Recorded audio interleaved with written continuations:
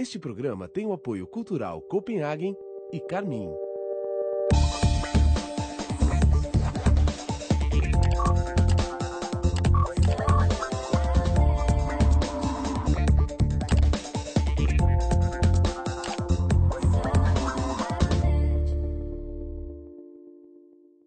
No Salada Net de hoje, a gente vai comentar sobre um dito popular: de médico e louco, todo mundo tem um pouco. O CRM pode brigar comigo, mas não com o meu convidado aqui, que não tem nada a ver com o que eu penso. Eu acredito realmente que de médico e louco, todo mundo tem um pouco. E o tema hoje é a psiquiatria, as patologias. Para isso, eu estou aqui com o psiquiatra e psicoterapeuta Gabriel Lopes. Prazer enorme ter você aqui, Gabriel. Prazer é todo meu, Maura. Eu sempre fiquei pensando, né? Sempre me atraiu a psicologia, estudei por 2 vezes sem nunca ter concluído. E acho muito interessante quando as pessoas pensam em passar o resto da vida se dedicando a outras pessoas, principalmente no que diz respeito a comportamento, a cabeça, sentimento, né? Então eu queria saber primeiro o que te levou, como é que você foi levado à psiquiatria? Se foi direto pensando em ser psiquiatra ou primeiro você fez medicina pensando em outra coisa? Bom, meu intuito fazendo medicina era ajudar as pessoas de forma geral, não sabia muito bem como. No meu 6º ano de medicina, a gente passa lá na Santa Casa, a gente tem um estágio de pronto-socorro. E nesse estágio de pronto-socorro de clínica médica, uma vez eu estava atendendo um paciente que era um senhor de uns 40 e poucos anos, fumante, sedentário, obeso, bem estressado. 40 e poucos anos. 40 e poucos anos. E chegou com um infarto. Conseguimos atendê-lo rápido, o atendimento foi um sucesso. Ele chegou lá reclamando do quê? Chegou com dor no peito. Me senti muito bem de poder ter contribuído, ajudado junto com toda a equipe e tudo. Passou mais ou menos umas 2 semanas, ele me volta de novo com o mesmo quadro. Isso tende a reincidir? Tende.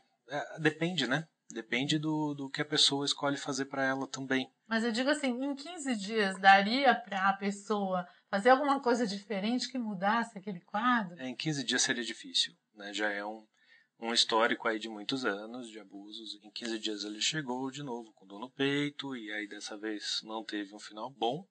E eu comecei a pensar a minha escolha na medicina, como eu queria de fato ajudar as pessoas. Talvez a real ajuda que eu pudesse oferecer fosse em termos de estilos de vida, de escolhas pessoais, de...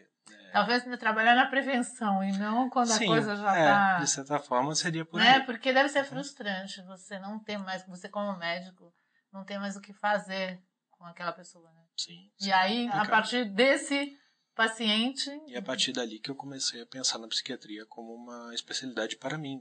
Eu sei que existem inúmeros transtornos, né? Sim. Mas eu queria saber o que você acha e o que, em geral, os psiquiatras, psicólogos, todos os que estudam isso, acham da população em geral. Todo mundo tem alguma patologia? Olha, Maura, eu não diria que todo mundo tem uma patologia. Do ponto de vista geral, os transtornos psiquiátricos nada mais são do que uma exacerbação de sintomas normais em todo mundo. Todo mundo tem ansiedade, todo mundo tem momentos de tristeza. Agora, quando esses sintomas específicos de sofrimento psíquico se exacerbam a ponto de limitar a vida da pessoa, causar prejuízos funcionais em relações pessoais, em relações de trabalho, Quando enfim... fica constante também. Quando fica constante por um tempo maior, outras pessoas percebem alguma coisa errada, enfim, tudo aí passa a ser um transtorno psiquiátrico digno de tratamento. Muitas vezes prejudica a pessoa que está sofrendo e prejudica as pessoas que convivem, né? Sim, e muitas vezes acaba prejudicando somente as pessoas que convivem. Pelo menos, do ponto de vista do paciente, está tudo bem, né? São os casos aí mais difíceis de tratar. Porque se a pessoa não reconhece que ela tem, sim, aí fica bem complicado. E você acha que tem muita gente que convive normalmente e que tem patologias graves? Tem bastante gente que sofre de transtornos mentais sem nem saber que isso é alguma coisa tratável. O mais clássico deles talvez seja o transtorno de ansiedade generalizada, por exemplo. É uma pessoa extremamente preocupada, com dores musculares constantes, dificuldade para dormir à noite, antecipando sempre as preocupações do dia seguinte. E isso acaba causando muitas vezes irritabilidade, dificuldade no convívio com familiares, com o trabalho, enfim. Isso tende a ser um quadro meio que crônico, de cidade grande, por exemplo. Mas isso é um transtorno psiquiátrico.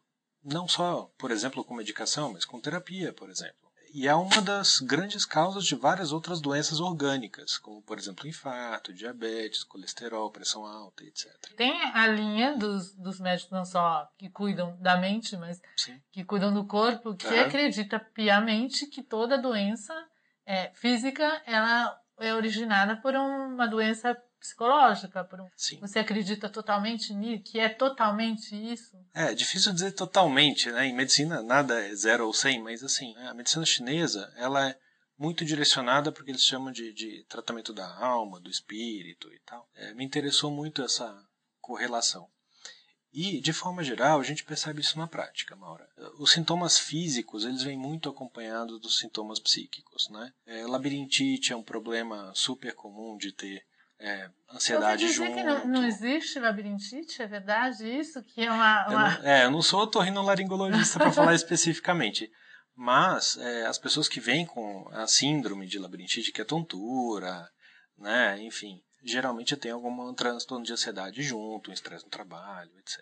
Alguma coisa forte que tenha acontecido recente? Nem precisa ser recente, pode ser uma coisa crônica de muito tempo. Pessoas aí que não tiram férias, trabalham direto o tempo todo, se estressam com bobagens, enfim, e aquilo vai se acumulando e se exterioriza de alguma forma física no final.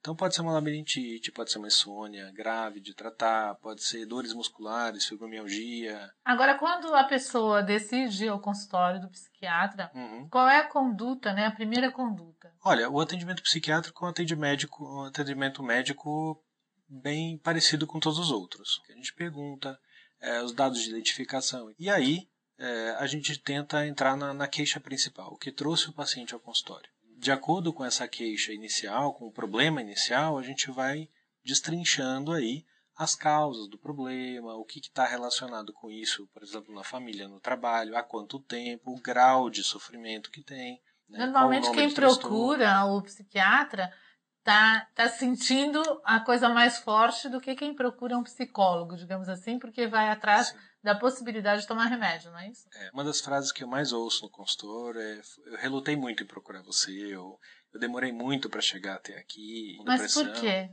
Por que eles relutam tanto? Por que essa dificuldade de procurar ajuda? É preconceito, Maura. Não tem outra palavra. Vai dizer que tá louco? As pessoas têm medo de ir ao psiquiatra, porque dá uma impressão de que eu estou ficando louco, estou perdendo o controle sobre mim, etc. É um tratamento até anterior, né, que a gente pode fazer hoje, por exemplo, para cuidar de uma ansiedade, de uma depressão, uma síndrome de pânico, alguma coisa assim, evitando uma coisa futura muito pior. Né? Um infarto, diabetes, pressão alta, enfim, menor qualidade de vida, menor tempo de vida, e etc. Produtividade no trabalho. Né? Psiquiatria é uma das principais causas de afastamento de trabalho. E isso acontece porque as pessoas demoram muito para procurar ajuda. E aí, como é que é? Faz a anamnese? E aí o tratamento ele pode ser medicamentoso, terapia, exercício físico. O exercício físico é uma coisa que ajuda bastante. Muito. Todo paciente com transtorno psiquiátrico deveria fazer bastante exercício físico, inclusive quem não tem, né, para prevenir. Cientificamente falando, seria, além de gastar bastante energia, né, ficar cansado e a cabeça não trabalhar tanto, o que mais? O que funciona quimicamente, digamos assim, o exercício físico? Por um lado, você está disponibilizando de um espaço em que a pessoa vai desligar de todas as atividades estressantes, de tudo que dá problema e dedicar um tempo para ela.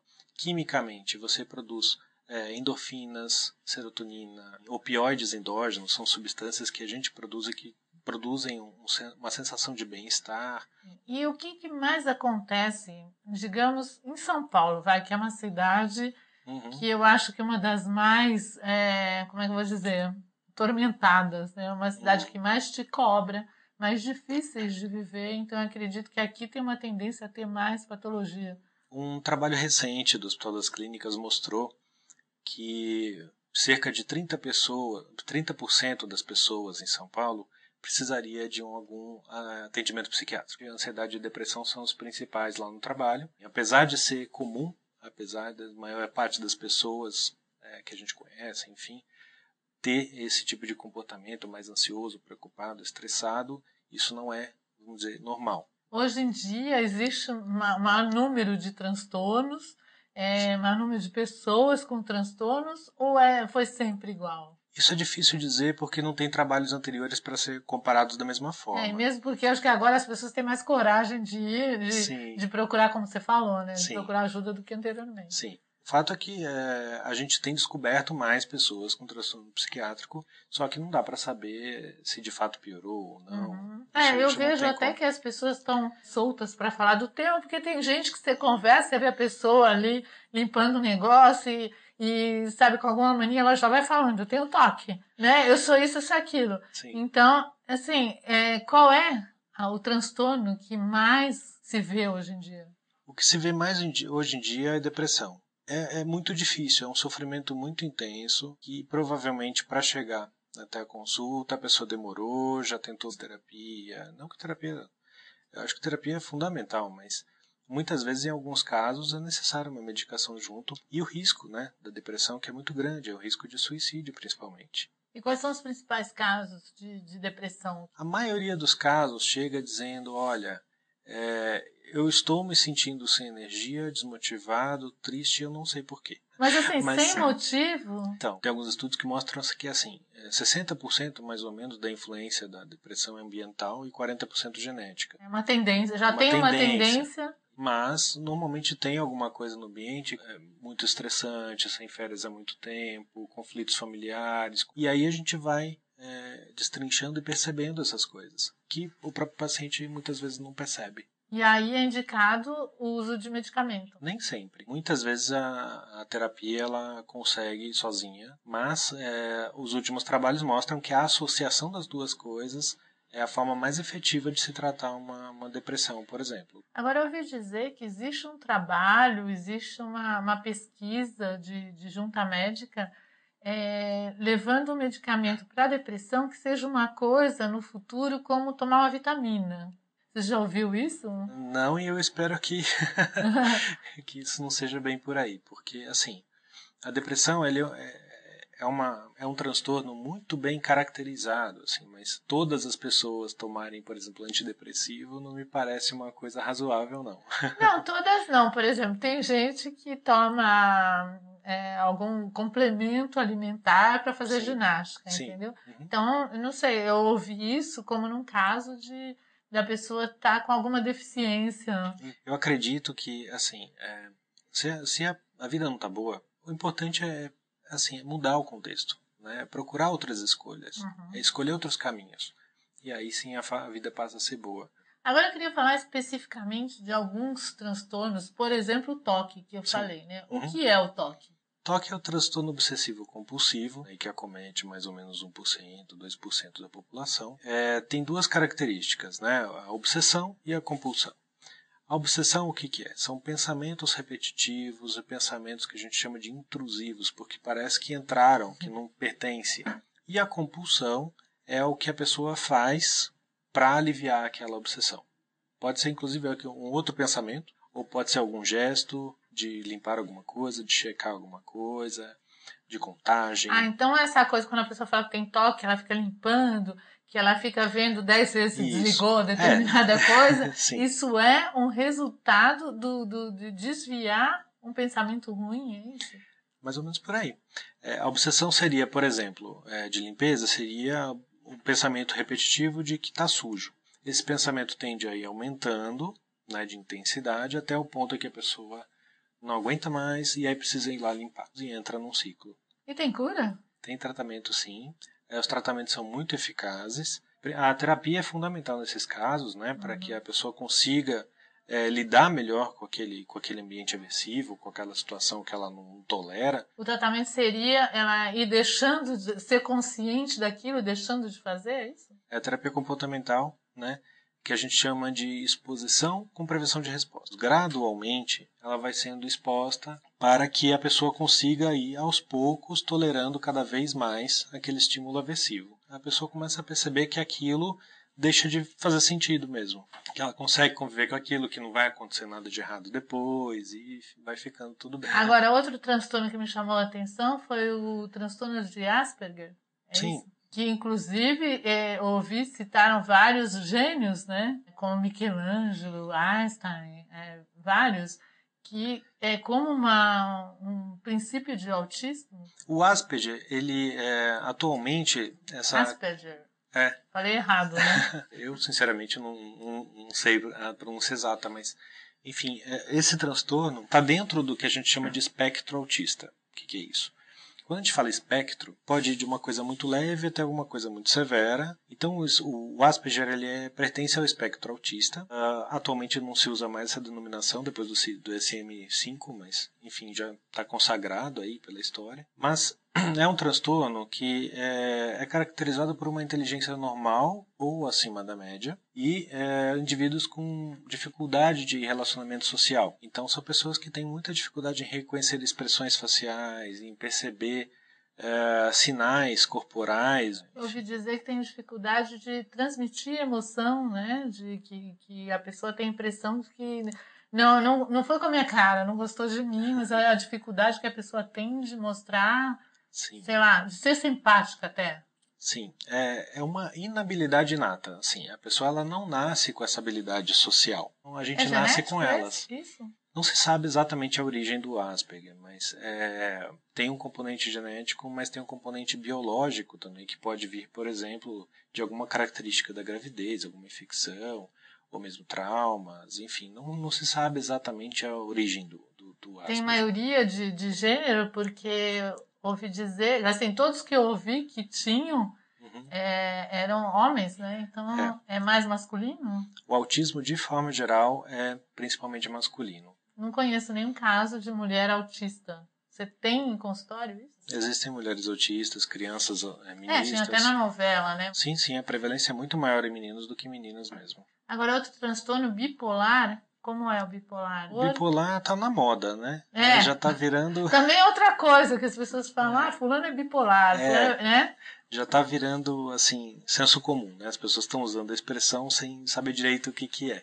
O transtorno bipolar, especificamente, ele é um transtorno de humor caracterizado por fases de mania ou euforia e fases de depressão. As fases de mania ou euforia, o que são? Aumento de energia, uma loquacidade, que a gente chama, que é quando a pessoa fala muito, muitas vezes com pensamentos grandiosos, fantasiosos, dormindo muito pouco tempo e acorda no dia seguinte já está bem, 3, 4 horas de sono e não sente necessidade de sono. Aumenta assim, a afetividade no contato social até com estranhos. Mas aí você pode encontrar com a pessoa no outro dia e ela está completamente diferente, é isso? Normalmente, essas fases de euforia, por exemplo, do bipolar, duram semanas. Raros casos são assim de um dia para o outro. A maior parte dos pacientes tem mais depressão do que euforia. E o que as pessoas sempre chamaram de neurótico? Fulano é neurótico. Que transtorno seria esse? É difícil delimitar o que seria neurótico hoje, mas na época de Freud era um termo muito usado em psicanálise. Para ele, todos eram os neuróticos, exceto os psicóticos. Né? Qual a diferença entre neurótico e psicótico? A psicose é a perda de contato com a realidade, em função de fantasias, de delírios, de pensamentos mágicos, pensamentos diferentes. A neurose seria todos os outros, né? Todos nós. E seria as dificuldades que cada um tem na vida, os conflitos, enfim. Esse termo, quando ele foi para a psiquiatria, passou a caracterizar alguns transtornos, principalmente na esfera da ansiedade e da depressão. De forma geral, com relacionamentos, com preocupações excessivas, enfim. Mas é um termo muito amplo e acaba hoje não sendo mais usado na psiquiatria especificamente. Agora, esse transtorno, que também eu ouço falar bastante, das pessoas que têm necessidade de muito sexo ou de muitas compras. Sim. Que transtorno é esse? Da onde veio? Esses transtornos, eles estão na esfera do que a gente chama de transtornos da impulsividade. Então, são pacientes que têm muita dificuldade de controlar o impulso, que têm dificuldade com prazer imediato versus longo prazo.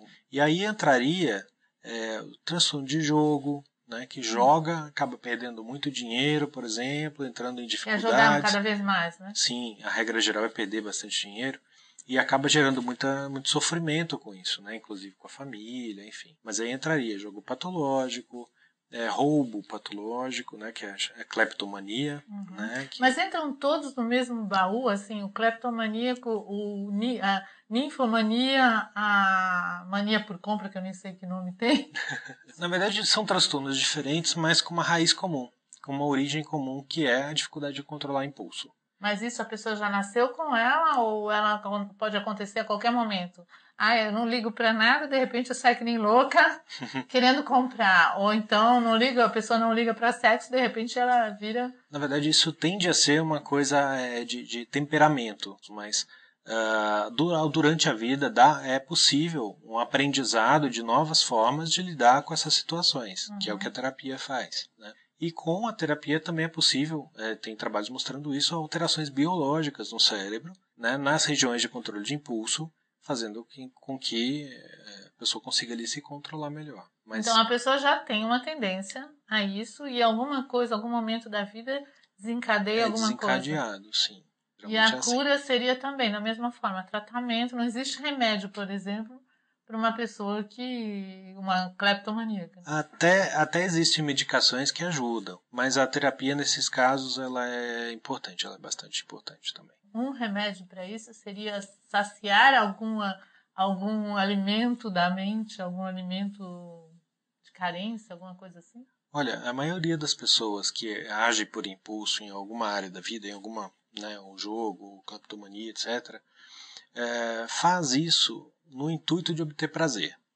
São pessoas que muitas vezes não têm prazeres na vida, de forma geral, né? Prazeres que recompensam, que fazem com que a pessoa se sinta acolhida, querida e etc. Então, a terapia também vai muito nesse caminho, né? De promover uma mudança de vida, de estilo de vida, para que a pessoa consiga ter uma vida mais recompensadora, mais feliz de forma geral. Né? Que não sim, de recompensa. Exato, porque se você tem a ausência de prazer na vida, você vai buscar esse prazer em alguma coisa, né? Então pode ser na comida, pode ser no sexo, pode ser no jogo, pode ser na bebida, na droga, mas para algum lugar isso vai. Agora, a esquizofrenia, Sim. o que é? Ouvi dizer também que ela pode começar bem cedo, que não tem idade, não tem sexo, não tem por onde você identificar quem pode ser um esquizofrênico ou não? A esquizofrenia, ela tem tem normalmente uma idade de início mais padrão, assim. Nos homens de 15 a 25 anos, nas mulheres de 20 a 30, mais ou menos, né? E o componente para isso que seria? Genético e ambiental. Ter um esquizofrênico na família aumenta o risco de ter esquizofrenia na linhagem posterior. E o componente ambiental acaba tendo também uma influência com gatilhos de estresse e de momentos ali de dificuldade que podem desencadear o transtorno. Tem cura? Não tem cura ainda, mas tem tratamento e a pessoa consegue ter uma vida ali muito, muito tranquila. De todos os transtornos que você trabalha, quais são os que têm cura e os que não têm cura? É muito difícil falar de cura de forma geral, porque isso implica em não ter novamente o episódio, né? Então, tudo depende muito do quanto antes se tratar.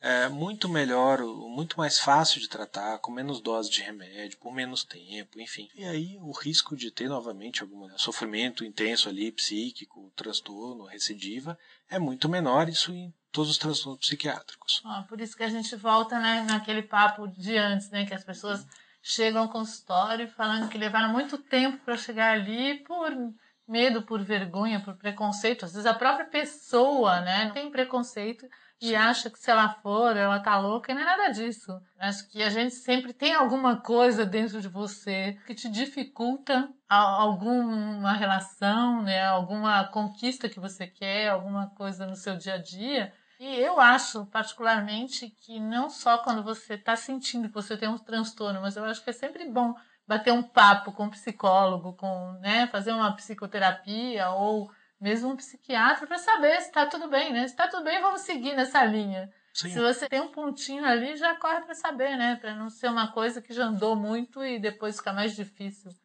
de curar. O que foi mais gratificante para você nessa tua trajetória e desde lá, quando você decidiu fazer psiquiatria? Olha, o que é mais recompensador, gratificante, é ver um paciente bem.